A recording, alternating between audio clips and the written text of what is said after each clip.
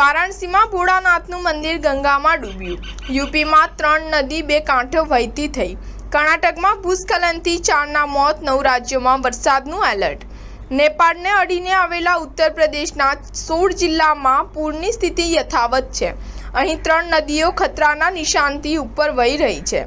રાપ્તી નદી, બુધી રાપ્તી અને કુનો નદીના વહેણને કારણે ગોરખપુર, સિદ્ધાર્થનગર અને ગોંડામાં સ્થિતિ ખૂબ જ ખરાબ છે।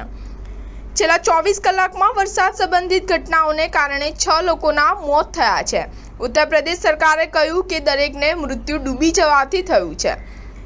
આ સિવાય કર્ણાટકમાં મંગળવારે ભારે વરસાદ બાદ ભૂસ્ખલનને કારણે 4 લોકોના મોત થયા હતા। ગોરખપુર અને વારાણસી સહિત 20થી વધુ જિલ્લાઓમાં પૂર જેવી સ્થિતિ છે। 20 લાખથી વધુ લોકો અસરગ્રસ્ત છે। વારાણસીનું રત્નેશ્વર મહાદેવ મંદિર ગંગામાં ડૂબી ગયું છે।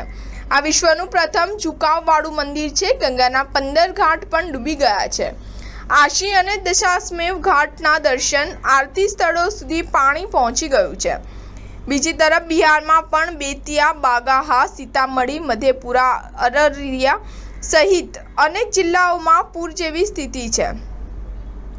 નીચાણવાળા વિસ્તારોના 24થી વધુ ગામોમાં પૂરના પાણી ઘૂસી ગયા છે। હવામાન વિભાગે મધ્યપ્રદેશ સહિત 9 રાજ્યોમાં વરસાદનું એલર્ટ જાહેર કર્યું છે। હવામાન વિભાગે 9 રાજ્યોમાં એટલે કે મધ્યપ્રદેશ, રાજસ્થાન, ગોવા, મહારાષ્ટ્ર, ગુજરાત, કર્ણાટક, કેરળ, તમિલનાડુ અને ઉત્તરાખંડમાં બુધવાર 17 જુલાઈએ ભારે વરસાદની ચેતવણી આપી છે।